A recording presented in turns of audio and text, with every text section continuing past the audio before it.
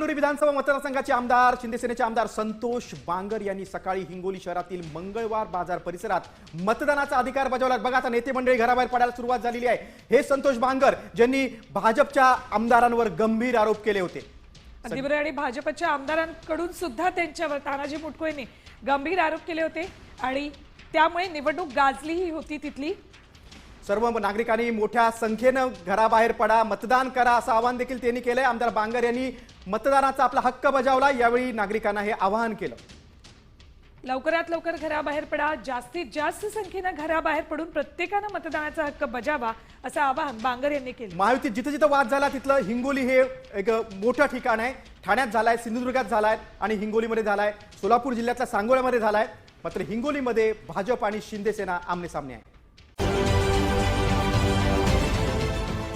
देश विदेशातील प्रत्येक घडामोडींचे लाईव्ह अपडेट मिळवण्यासाठी आता साम टीव्हीच्या सर्व सोशल मीडिया प्लॅटफॉर्मला लाईक, फॉलो आणि सबस्क्राईब करा। तसंच सर्व नोटिफिकेशनसाठी बेल आयकॉन प्रेस करायला विसरू नका।